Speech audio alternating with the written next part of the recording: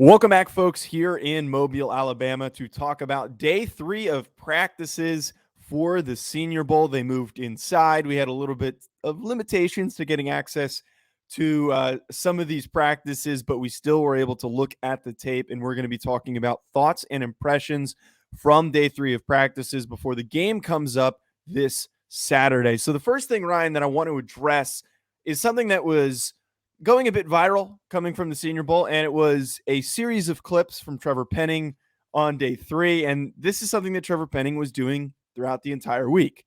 A lot of late throws on guys, a lot of late hits, but an overall nastiness from Trevor Penning where he was hitting dudes hard. He was being aggressive, clearly the most aggressive player at the Senior Bowl, in my opinion, for a lineman, offensive or defensive. And it has created this conundrum where some people are like, wow, that's not going to translate at all. Like, he's going to be a penalty fiend. He's cheap shotting. And then other people are saying, yeah, he's probably going to get a couple penalties in his first year, but this is a mean, angry dude, and you can't coach that stuff. So I know that you're in agreement with me that it's not really that bad, that he's getting a little chippy and he's being extra aggressive. Yeah. Now, I mean, first and foremost, Joe, I'm just happy on your intro there that you didn't boast that you were in Mobile and I was stuck here in New Jersey for the first time. Oh yeah, you are stuck in. Awesome. Yeah, but I'm sorry. I was just like thinking about that. I was like, every single podcast this week, Joe's been like, I'm live from Mobile, Ryan's in New Jersey. But now, I can't lie. I can't lie to the people tuning in. That would be false journalism. That would be false journalism. So back to the topic at hand here, Trevor Penning. So there's a lot of layers to it, I think, because I would say this first and foremost. Penning came into the week with a lot of hype, which is pretty unusual for an FCS kid to start out with. Let's think about how Penning has gotten to this point, though, right? He came in similar to the Spencer Browns, the Ellerson Smiths. He was a lightly under-recruited player who was, had a nice frame, obviously, 6'7 plus, 34 plus inch arms, like all that good stuff. But he was not physically ready to play college football, and he had to develop his game. He had to develop his frame. He had to prove his worth. And in that ideology, in that mindset, he has developed what we would call, a little bit of a prick, and it's a good thing. And I'm not saying that as a negative at all. Offensive linemen generally need to have kind of that little tick to them, right? Like, they need to kind of play with that violence and that aggression. And I have no issue with him showing that this week. I don't. He played to the echo of the whistle, and I respect it. And I can tell you very much so that offensive line coaches are going to absolutely love it. My only issue, the only rep I highlight, and I put this on Twitter yesterday, was the one in team drill where he threw the defensive lineman into the legs of the quarterback back into the pocket. That's just generally something that you're told not to do. Otherwise, playing to the whistle, a little late push, playing to the echo of the whistle. I'm good with all that stuff, man. He's a little bit of an instigator as a player, which, again, he should be. I compared it a little bit to John Runyon that played here in Philly for a long time, right? Like, John Runyon was a big, nasty right tackle who would drive people crazy with the chippiness that he plays with.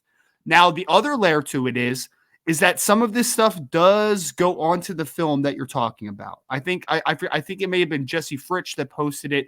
He had 38 penalties in his career, right? So not all of them are late hit personal fouls, but some of them are also holding because he's a little over aggressive with his hand usage and all that type of stuff. So there is layers to the fact of the over aggressiveness that can hurt him on Sundays, but the acts of him playing to the whistle blows in Mobile, I don't have any issue with. In fact, I think that that's going to more sell people on the NFL level to him because they know that he is a tough dude, physical dude that clearly wants it. He came into this week with a mission to show who he is and show his style, and I have no problem with him showing who he is.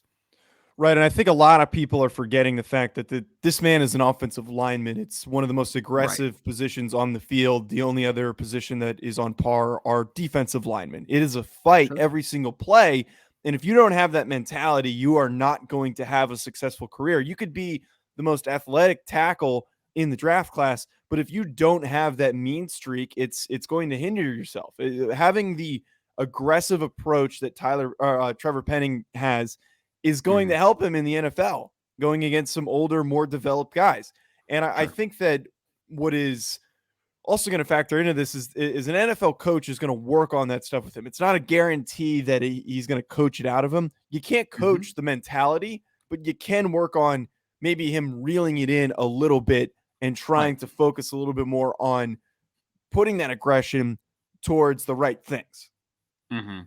Yeah, and I think that, again, working back to when he threw the defender into Ritter's legs, that's an example of where I feel like his temperament kind of took over on him because he didn't hit his set properly, right? Like it was not a good pass set. He was literally just preoccupied with trying to physically dominate, which is fine, but also we can't sacrifice technique to get your point across of how Mhm. physical you are, right? Like that, it needs to be, those things need to be intertwined and they need to be in unison. So absolutely, let's focus on the technique, and then that finishing ability comes after that you have gotten to the successful portion of a play, right? Like that's kind of, there needs to be sequencing to how you work as an offensive lineman. So, Ryan, getting into some of the guys that caught our attention, the first one being Andrew Stuber from Michigan. I Yep. was interested that you put him down because he was somebody when I watched the one-on-ones, I made a mental note of that I thought looked really good. I kind of hate that we get some of these guys who are clearly not going to be playing center and they ask them to snap. I think after the first day that you see a guy struggling, you should just stop instead of trying to force him to learn how to snap during the week when he's got really no experience. There are some guys like Cole Strange who are going to make that transition and look really good. And Cole Strange might find us his spot into a starting rotation as a center for a team that really, really needs one. But a guy like Stuber who's rolling snaps back, not really useful. But regardless, he looked really strong when he was playing in that guard spot. Yeah, so a little background on Stuber. I actually put a pretty decent round grade. I think I put like a fourth round grade for him last summer. I was surprised how much I liked him because, in my opinion, he was playing semi out of position at right tackle at Michigan. Now, Michigan's a very run heavy, powered offense, right? So they are not asking guys to traditional pass set as much. Like they are, there's a lot of RPO action out of it. Like they're asking their offensive line to get after a little bit. So I understand why they kept Andrew Stuber at right tackle. But I think overall his best fit is going to be inside at guard because I think that his power and his size is just going to kind of overwhelm players in the run game, and then playing just a little in a little more condensed spaces, I think is going to really, I think it's going to fit to his skill set a little bit better. And even at the snaps at center, like you saw, there's a little bit of quick twitch to him, right? Like he's not just the guy that I think is like this mauling, lumbering type of dude. Like he's got a little snap to him. And I remember one play specifically where he was working against Travis Jones from UConn, who's been one of the big standouts all week. And he had kind of a snatch trap technique where he kind of used his leverage against him, snapped into the ground and trapped him on the ground. And that quick snap is good, man. Like you can see a little bit of flexibility in his hands and the strength in his hands as well. So I think Andrew Stuber is a starting caliber guard moving forward in the NFL. Could happen year one, but if not, I think that there's definitely developmental potential for him to be a starter on the inside because I think that power and just that physicality really parlays to that type of upside. Speaking on another interior lineman, Dylan Parham, there were some Yep. concerns about his weight. He's listed at 285 on that Memphis roster. He comes Mm-hmm. in. Wait, what was the number that he came in on? I'm completely blanking. 313 or something. It's like Yeah, it was like 313. way Yeah. higher than everyone expected. Yeah. And Parham finished out with a really strong day 3. What did you catch from him? Yeah, so he's a guy that's really interesting even before the event because I believe he was a former tight end that made the Yeah. transition, right? And eventually he moves obviously into guard and now people are projecting like, center. And so he has some versatility potentially inside. And the biggest question mark was the weight, like you said, 285 on the interior. Like there's very scheme dependence at that point, right? Like you're going to be talking about guys that need to be predicated on movement, maybe more a heavy outside zone type of system. Like that's kind of Mhm. where that like that mindset kind of moves towards that because that just makes so much sense. I mean, showing up at 313 first and foremost was shocking because that is almost 30 pounds heavier than your listed weight while you were in college. So like that is The 28 man was pounds eating. plus. Yeah, it was 8, but it was like good. It was good weight though, man. Like he looked good. It looked like a good transformation. And then you saw that, I don't think he sacrificed any of his movement skills. But then the big thing is that I thought he had really nice anchor considering, the weight gain. Because sometimes guys put on a lot of weight, but they didn't really take the time to improve that core strength, improve that lower body strength. Like, it was just kind of a haphazard way to, get those question marks off of you, but then it's not really translatable to the field. But I thought he held his 30-13 very well. I thought he had some power throughout. I thought that he anchored really well because he has some natural leverage because he's not the tallest guy of all time. So, I mean, at this point, are we talking a late day 2 type of player? Like, is this a developmental center at the next level? Like, it's very possible because he has movement skills. He's shown now that he can hold the power. He has pretty good film. So when you kind of parlay all those things together, I feel like not only did he have a good day 3, but I think he's had a very underrated week in general. So we talked a little bit in the beginning of the week about how Christian Watson shouldn't be considered to be a sleeper if you are actually paying attention. And I think that another guy that falls under that category of FCS player that people just didn't know his name, but once you actually get to know him, you realize that this dude is really freaking talented. Troy Anderson is already starting to really build up that momentum. And people were saying that once he went to the Senior Bowl, you were going to start to see some of that stuff. And he had a really, really strong third day. For those who don't know, Troy Anderson is a converted running back, quarterback at Montana State, where he was an All-American. They moved him to linebacker, and he was an All-American at linebacker. This guy is an athlete. He also hits for a player that was formerly an offensive player. So Troy Anderson, I want to see what he does at the combine, but he's a great athlete. He's a great linebacker. He doesn't have a lot of experience playing the position, and it's probably going to take some time for him to fully transition and figure all that stuff out. And you can kind of see it on tape, especially in practices. But that has to be something that you're willing to buy into because he has that ability to transition from offense to defense so easily and at such a high level. Man, I really like Troy, man. I really do. Because, I mean, you mentioned obviously that this, starting his career. Is he going to be a defensive player? Is he going to be a quarterback? Well, he was a quarterback based upon the fact that the need on the roster, right? And he was an All-American. Like you said, he took him to the playoffs. I think he ran for like 2,600 yards in his career. He had one season he was like the leading – he broke the school record, like 1,500 yards. Yeah, 1,500. It was like nuts. And you kind of see that. I mean, he's not a traditional quarterback when he played, right? Like, he's an option-based guy because he's just so big and physical or whatever. But he's perfect, I think, conversation because I just wrote a piece about – I feel like people sometimes bunch this together a little bit. They talk about hybrids and they talk about tweeners, right? Like, tweeners is a very negative connotation. That means that they don't fit into one spot correctly. A hybrid player is a guy that can do so many things.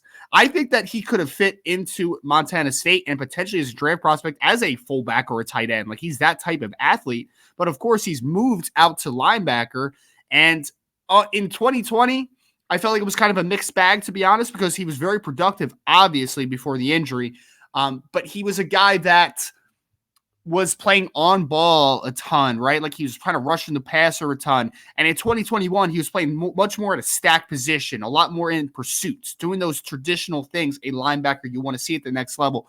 And I think that he's looked good all week. But again, day 3, he's looked really good because I think that he mirrors well in zone coverage and man coverage. I think that he's a guy that is a flexible mover.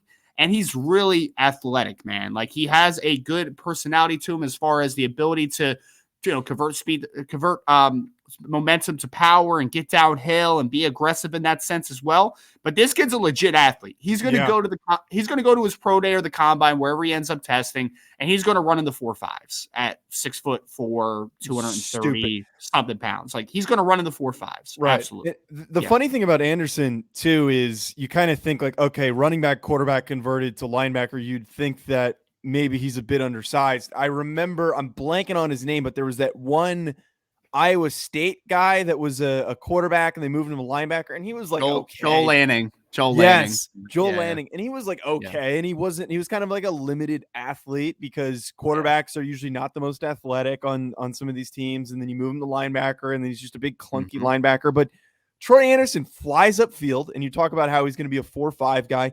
And he's freaking mean. There were some plays that I remember the South Dakota State game where he's just flying upfield and just smacking dudes. Like, he is relentless. And that's what you want in a linebacker. He's got that Midwestern Montana State type of aggression when playing the position. Well, I just looked it up, Joe, because I remember I brought his name up to the College Gridiron Showcase at the time because he was a little under the radar, right? Obviously, we obviously didn't get him to come, but so we work with a company called Tracking Football, who kind of takes a lot of the tracking times and kind of converts it to like success rates, all that type of stuff. So so he came from a small school. He was from Beaverhead County, and I just looked up the numbers again.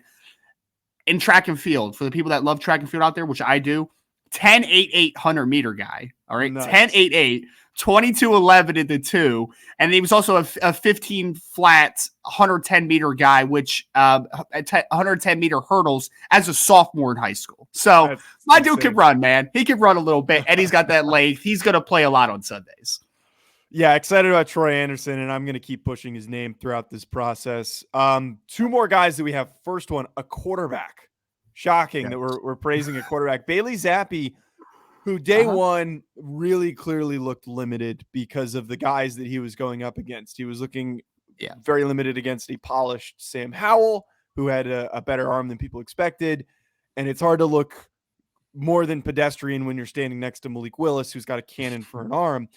But Bailey Zappe on the third day, you saw a lot of nice touch. There were some throws that I saw him make in the corner of the end zone, in some of those 7-on-7 drills or the 1-on-1 drills where they were trying to push towards the end zone and they were trying to go towards the sideline. They were trying to put these guys in some contested catch situations. And he had some pretty nice ball placement. Now, I'm not the biggest quarterback evaluator because of the intricacies that go into it, but I'd say that I was impressed with Zappe. And you kept hearing in the convention center yesterday in Mobile that Bailey Zappe kept getting brought up. Yeah, no, and it stinks for him because we went into the week and I feel like a lot of people they didn't have realistic expectations with Bailey Zappe, right? Like Bailey Zappe has an opportunity to play on the NFL level as a backup for some time. Like he has that type of upside. But people were trying to bill him as like, oh, maybe he's a top 100 pick. Well, I don't think he's a top 100 pick. And you saw when again, next to Willis and even Howell, the arm just is not the caliber, right? And he's not the caliber of athlete, either of those guys. Like he's solid all around type of player. And the first day, I felt like he was kind of pressing a little bit, right? Like he was kind of putting the ball in some tough spots, and you kind of just seemed like he was a little just anxious during the first day. Next 2 days, specifically yesterday, I thought he looked comfortable. Let it loose a little bit. The misnomer about Bailey Zappe is that he's this safe passer. No, man, like he'll put the ball out there. He's got conviction in his arm. He's got conviction in his ability to read a defense. So he'll put the ball into some tight spots sometimes, and he's an accurate quarterback. And I felt like you just saw him a lot more comfortable yesterday in his own skin. I got a comp. Let's see if you hate it or not. How about Chase Daniel? Sorry. No. Okay. All right. Fine. Well, I tried. It's fine. I tried. I can't impress the comp master Ryan Roberts. But who would you say? Because I looked it up. They're similar sizes, not the greatest arm, and like Chase Daniel's been like a great backup his whole career. I think that's not like a. Again, I'm not great at evaluating. It's a terrible comp. It's terrible. I don't have a good one for you yet, Joe. We'll have to revisit this one. I don't have. Okay, we'll revisit. Final player to wrap up, Tyler Badie, running back from Missouri. Tough to evaluate and get a sense for what these running backs can do because it's mostly thud. There's not really, actually there isn't take them to the ground because they don't want serious injuries happening with these players. So the minute somebody gets tagged, you don't know if this guy could have powered through contact and that kind of stuff. But Tyler Badie caught a nice few holes and had some nice runs throughout the week, but he also looked pretty good on this final day 3. Yeah, I mean, I feel like he's looked pretty good all week, to be honest with you, because he is the type of running back that can excel in this setting because it's a little tough for these big bruising types of running backs because, like you said, you're not showing how many tackles you can break because of that contact balance stuff because you're not taking guys to the ground. And Tyler Badie is going to be a very scheme-specific player for his role as a runner, right? Like, we're going to talk about a heavy zone type of runner.